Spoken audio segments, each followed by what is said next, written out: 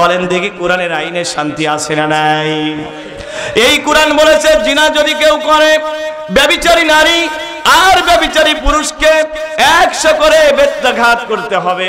তারা যদি বিবাহিত হয় তাহলে তাদেরকে সংসার করতে হবে, মানে হাতে পাথর নিয়ে কোমর পর্যন্ত গেড়ে ফেলে মৃত্যু পর্যন্ত পাথর মারতে হবে। আল্লাহর কসম, এই আইনটা যদি কার্যকর করা হতো, রব্বুল আলামিন কোরআনে বলেন ওয়ালিয়াশহাদা আযাবাহুমা তাইফাতুম মিনাল মুমিনিন, মুমিনদের একটি দল যেন ওই শাস্তিকে দেখে।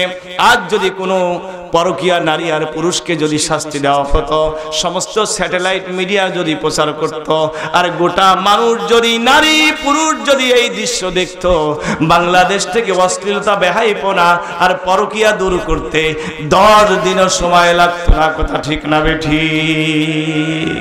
বলেন দেখি কোরআনের আইনের ভিতরে শান্তি আছে না নাই? এজন্য কোরআনকে সমাজের সব জায়গায় প্রতিষ্ঠিত করতে হবে। কারা কারা রাজি আছেন আল্লাহকে হাত তুলে দেখেন, লিল্লাহি তাকবীর। আলহামদুলিল্লাহ। এটার নামে ইয়াকা নাবুদু ওয়া ইয়াকা নাস্তাইন। মা বোনদের বলি, মা বোনেরা শোনেন, মা বোনদের একটু ওয়াজ করি নাকি? মা বোনদের কথা একটু বলা দরকার। অনেক মা বোন এসেছেন, আমার মনে হয় ছেলেদের চাইতে মেয়েরাই বেশি আসছে।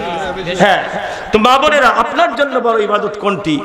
আপনার জন্য বড় ইবাদত হচ্ছে, আল্লাহ রাসূল 4টি কাজের কথা বলেছেন। রাসূল বলছেন আল মারআতু ইজা সাল্লাত খামসাহা ওয়া সামাত শাহরাহা ওয়া আতাআত বালাহা ওয়া হাফিজাত ফারজাহা কিলা লাহা ফাদখুলি বিআই আবওয়াবিল জান্নাতি শিইতি। কোন নারী যদি মাত্র 4টা কাজ করে, 5 ওয়াক্ত নামাজ পড়ে, রমজানের রোজা রাখে, স্বামীর আনুগত্য করে আর পর্দায় থাকে, ওই নারীর জন্য 4টা কাজের জন্য 4 দুগুণে 8টা জান্নাতের দরজা খুলে দেওয়া হয়। আর তাকে বলা হয়, ও মা, কাজ করেছো 4টা, আজ তোমার জন্য 8টা জান্নাতের দরজা খোলা, তুমি যেইটা দিয়ে খুশি সেইটাতেই তুমি ঢুকতে। কিন্তু এই 4টা কাজের ভিতরে নামাজ রোজার পরেই 3 নম্বরেই আছে হচ্ছে স্বামীর আনুগত্য। জোরে কি বলবেন না? আল্লাহু আকবার। 4 নম্বরে আছে হচ্ছে পর্দায় থাকা। কিন্তু আমাদের মা বোনদের এখন কি স্বামীর আনুগত্য আছে? স্বামীর আনুগত্য কেমনে ভাল লাগবে? ও যে দেখে স্টার জলসা, জি টিভি, জি বাংলা, ইটিভি, স্টার জলসা আর জি বাংলা নষ্ট করিল সোনার বাংলা। এই সমস্ত ভারতীয় চ্যানেলগুলো সংসার নষ্ট করা আর পারিবারিক অশান্তি ছাড়া আর কিচ্ছু দিতে পারে না। কথা বলেন ঠিক কিনা? ওখানে গিয়ে খালি শেখে কি করে নতুন নতুন ড্রেস কিনতে হবে, আর নতুন নতুন গয়না কোনটা আসছে আর কোন শাড়ি এবার আসছে, একবার এক একটা আছে। আমি নামও বাবা অত জানি না, বিভিন্ন নাম আছে। আমি রামজাবা এগুলোর নাম মুখস্থ রাখতে পারে। কিরণমালা শাড়ি না, তারপরে বিভিন্ন কায়দার শাড়ি আছে। এখন স্বামী পারুক আর না পারুক দেওয়াই লাগবে। আর এইগুলো পরে, আচ্ছা বলেন তো, ফেস পাউডার মাখায়া আর ওই যে সেজে গুজে, এখন দেখবেন বর্তমানে শহর অঞ্চলে এমনকি গ্রামেও ঢুকে পড়েছে বিউটি পার্লার, কিন্তু গ্রামেও চলে আসছে। এই বিউটি পার্লার মানেই হচ্ছে ভ্রু কাটা হয় সেখানে। আল্লাহর রাসূল ওই নারীকে লানত করেছেন যে নারী ভ্রু প্লাক করে। নাউজুবিল্লাহ বলেন। ওই নারীকে লানত করেছেন, ওই নারী পুরুষকে লানত করেছেন যারা আঁকা বাঁকা দাঁতকে যারা সোজা করে, প্রকৃতিকে যারা চেঞ্জ করে। আল্লাহ তাআলা রাসূল লানত করেছেন ওই নারীকে যারা মাথার উপরে এরকম করে খোপা বাঁধে উটের চুটের মতো। আজকে দেখবেন বোরকা পরা মেয়েরাও তারা যখন রাস্তায় যায় এত বড় খোপা পরে মাথায় বিশাল চুল বানায় যায়। কথা ঠিক না ঠিক? আসতে বলেন, জোরে বলেন না, কথা ঠিক কিনা? প্রিয় ভাইরা আমার, এইগুলো করে বিউটি পার্লার থেকে যখন সেজে আসে, ও কি স্বামীকে দেখানোর জন্য করে? আপনি আমাকে বলেন, যাদেরকে সেজে এসে দেখায় ওরা কি তার মাহরাম? ওগুলো কি তার জন্য হালাল না হারাম? ওই যে কে যেন বলেছে, স্বামী আমার যেমন তেমন দেওরা আমার। এগুলোই এখন হয়ে গেছে, স্বামীর খবর নাই, কারণ পা ফাটা। ওটা কি স্বামীর তো পা ফাটার? কি সুন্দর সুন্দর বেডারা আসে সিনেমার, না কত সুন্দর দেখা যায়। এইগুলো দেখে কি আর স্বামীকে ভাল লাগে? কিন্তু একবারও ভাবে না। আমি একটা কথা মাঝে মাঝে বলি, একবারও ভাবে না স্বামীর যে পা ফাটা, ও পাটা ফাটাইলো কার জন্য? ঠিক না ঠিক? ওটা তোমার জন্য পাঠিয়েছে পা, আর তাকে ভাল লাগে না। আল্লাহর কসম, রাসূল বলেন স্বামী আর স্ত্রী যখন পরস্পরের দিকে তাকিয়ে মুস্কি হাসি দেয়, দুজনের সগীরা গুনাহগুলো মাফ হয়ে যায়। রাসূল বলেন স্ত্রীর জন্য স্বামীর দিকে মিষ্টি হাসি দেওয়াটা সাদকা। স্বামীও যদি স্ত্রীর দিকে তাকিয়ে মুস্কি হাসি দেয় সেটাও তার জন্য সাদকা হয়ে যায়, দুজনের সগীরা গুনাহগুলো মাফ হয়ে যায়। আমার মায়েরা, আপনাদেরকে একটা কথা বলতে চাই, পাখির মতো হতে চান, শ্রীকৃষ্ণের ছবি দেখে শ্রীকৃষ্ণের মতো হতে চান, কিংবা কটকটির মতো হতে চান, আপনারা তো তাদের উত্তরসূরি নয়, আপনারা উত্তরসূরি খাদিজাতুল কুবরার, আপনারা উত্তরসূরি আয়েশার, আপনারা উত্তরসূরি ফাতিমাতু বিনতু মুহাম্মাদের, আপনারা উত্তরসূরি আসিয়া বিনতে মুজাহিমের, আপনারা উত্তরসূরি হচ্ছেন হযরতে মারিয়াম বিনতে ইমরানের। একটু জোরে কি বলবেন না সুবহানাল্লাহ।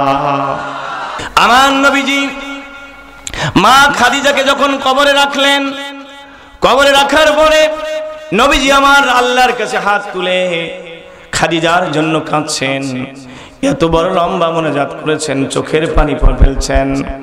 আবু বকর রাদিয়াল্লাহু তাআলা আনহু ডাক দিয়ে বলে, ইয়া রাসূলুল্লাহ, ইয়া হাবিবাল্লাহ, আপনি কি বাড়ি যাবেন না? আর কতক্ষণ খাদিজার জন্য কাঁদবেন?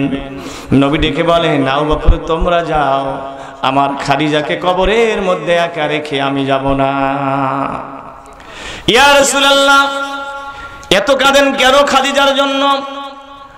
আবু বকর, আমার খাদিজা যা করেছে, এই দুনিয়ার যারাই আমার জন্য কোনো ইহসান করেছে সবারই ইহসানের প্রতিদান আমি নবী দিয়েছি, কিন্তু দুইজন মানুষের প্রতিদান আমি দিতে পারি নাই। একজন আমার গায়ের সাথীর বন্ধু আবু বকর, আর একজন আমার দুঃখের দিনের সাথী খাদিজাতুল কুবরা। খাদিজার ইন্তেকালের সময় রাসূলকে ডেকে বলে, ইয়া রাসূলুল্লাহ, আমার তো ভয় হচ্ছে মুনকার নাকির যখন আমাকে সওয়াল জবাব করবে জবাব দিতে পারবো কিনা, আপনি আমাকে কথা দেন আমার কবরের পাশে থেকে আপনি আমাকে সহযোগিতা করবেন, সাহায্য করবেন। আল্লাহর নবীজি দেখলেন খাদিজার চোখের পানি দু চোখ দিয়ে গড়িয়ে বালিশ ভিজে যাচ্ছে, কথা দিলেন, খাদিজা তোমার জন্য আমি দোয়া করব। আমার ভাইয়েরা, রাসূল যখন মক্কা থেকে মদিনায় হিজরত করলেন, বাড়িতে যদি গোশত রান্না হতো, বাড়িতে যদি ভালো কিছু রান্না হতো, আল্লাহর নবী আয়েশাকে বলতেন, আয়েশা দেখো তো খাদিজার কোনো বান্ধবী আছে কিনা, একটু গোশত দিয়ে আসো, একটু ঝোল দিয়ে আসো।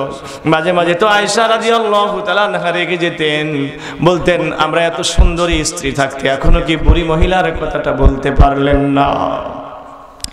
আল্লাহর নবী এই কথা শুনে আয়েশার মুখে হাত দিলেন, বলে আয়েশা খবরদার, আর একবার যদি আমার খাদিজার বিরুদ্ধে কথা বলো তোমাকে কঠিন শাস্তি দেব, কারণ আজকে তোমরা আমার স্ত্রী যারা, তোমরা আমার সুখের দিনের সাথী।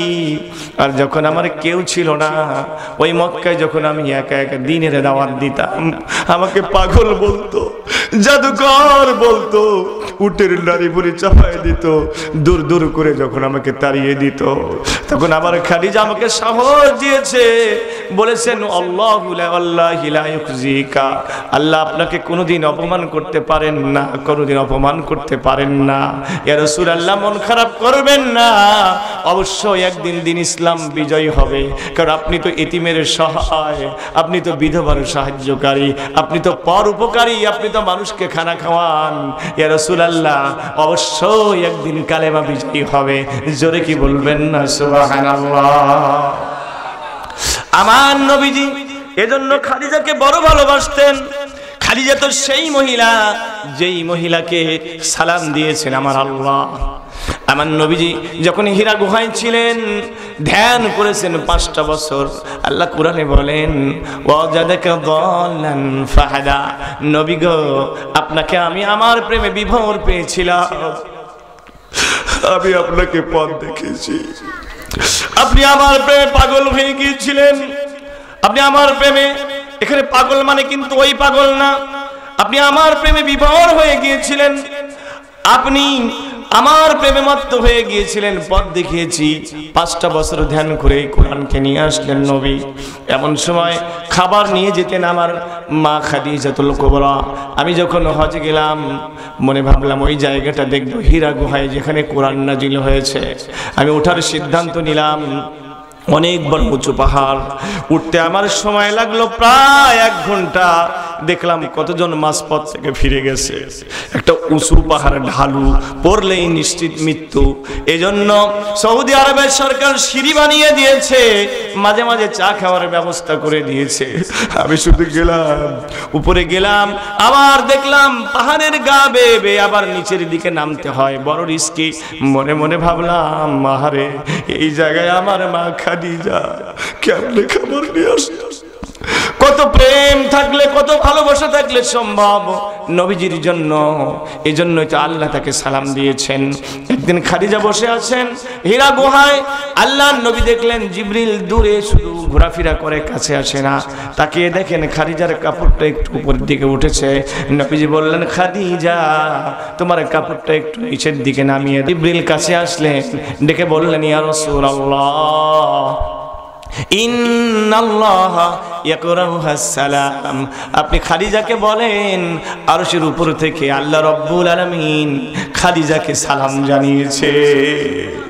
হযরত খাদিজা কেঁদে ফেললেন, ইয়া রাসূলুল্লাহ ইয়া হাবিবাল্লাহ, আমার নারী জনম ধন্য হয়ে গেল। আমার মতো মহিলাকে আল্লাহ সালাম দিয়েছে, কেমনে সালামের জবাব দিতে হয় জানি না, আপনি জবাব দিয়ে দেন। আমার ভাইয়েরা, আমার মায়েরা, আপনাদেরকে বলি, মায়েরা ফাতিমার মতো হন, কষ্ট করেন। ফাতিমা নিজের হাতে তিনি যাতা ঘুরিয়েছেন, কিন্তু কোনোদিন এই দুনিয়াকে চান নাই।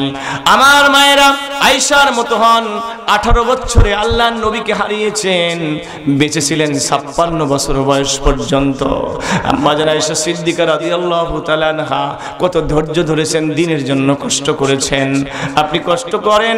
হযরতে মারিয়ামের মতো আল্লাহ তাকে বিনা স্বামীতে সন্তান দিয়েছিলেন, আল্লাহর হুকুম মেনে নিয়েছেন। খবরদার কোনো সময় নাফরমানি করবেন না, কখনো নাফরমানি করবেন না, আল্লাহর নাফরমানি করবেন না। ইয়্যাকা না'বুদু ওয়া ইয়্যাকা নাস্তাইন, আল্লাহ দাসত্ব করি তোমার, গোলামি করি তোমার। এই দাসত্ব ভাগ করা যাবে না। জীবনের সব জায়গায় আল্লাহর দাসত্ব করতে চাই। কারা কারা করতে রাজি আছেন আল্লাহকে হাত তুলে দেখান। মাশাআল্লাহ। এরপরে আল্লাহ রাব্বুল আলামিন বলেছেন, আমরা সূরা ফাতিহার মধ্যে বলি, ইহদিনাস সিরাতাল মুস্তাকিম, আল্লাহ আমাদের সোজা রাস্তাটা দেখায় দাও। কারণ আমাদের জীবনের সবচাইতে দামি জিনিস সরল পথ। সুবহানাল্লাহ বলেন। এই জীবনে টাকা পয়সা পেলেন কি পেলেন না, কত বড় নেতা হতে পারলেন, কত বড় গাড়ি বাড়ি পেলেন, সেটা বড় নয়। আপনি যদি হেদায়েতের রাস্তাটা পেয়ে যান তাহলে আপনি মহা ভাগ্যবান। জোরে কি বলবেন না সুবহানাল্লাহ? এজন্য হেদায়েতের পথে চলবেন। কাদের পথ? সিরাতাল্লাযীনা আন'আমতা আলাইহিম, আল্লাহ তাদের পথে চালাও যাদের উপরে তোমার নিয়ামত পড়েছে, নবীগণ, সাহাবীগণ, বুজুর্গগণ, উলামায়ে দ্বীন। এজন্য উলামাদের পথে, বুজুর্গদের পথে আল্লাহ চলতে বলেছেন। আমরা আলেমদের সাথে থাকব, আমরা জালেমদের সাথে থাকব না। ইনশাআল্লাহ রাজি আছেন তো ইনশাআল্লাহ? এরপরে গায়রিল মাগদুবি আলাইহিম, আল্লাহ তাদের পথে চালায়ও না যাদের উপরে তোমার গজব পড়েছে, মানে ইহুদিদের পথ। ওরা দলিন আর নাসারাদের পথে, বিভ্রান্তদের পথে আমাদের চালায়ও না। আমরা কিন্তু ওই নাসারাদের দেখানো আইন কানুন, কৃষ্টি কালচার মানব না। কোনো মুসলমানের সন্তান কোনোদিন 31st নাইট পালন করতে পারে না। মুসলমানের সন্তান তারা জন্মদিনের বিশাল অনুষ্ঠান করে কেক কাটতে পারে না। মুসলমানের সন্তান তারা 14ই ফেব্রুয়ারির বেহায়া দিবসে ভ্যালেন্টাইন পালন করতে পারে না। কথা বলেন না ঠিক কিনা? সূরা ফাতিহার ভিতরে প্রতিদিন বলছেন ওরা দলিল, আল্লাহ ওদের পথে চালায় না। কিন্তু বাস্তব জীবনে আপনার কৃষ্টি কালচার যদি হয় নাসারাদের মতো, ইহুদিদের মতো, তাহলে কিন্তু আপনার সূরা ফাতিহা মানা হলো না। কথা বলেন না? কথা ঠিক না ঠিক? আল্লাহ আমাদের তৌফিক দান করুন। জোরে বলি আমিন।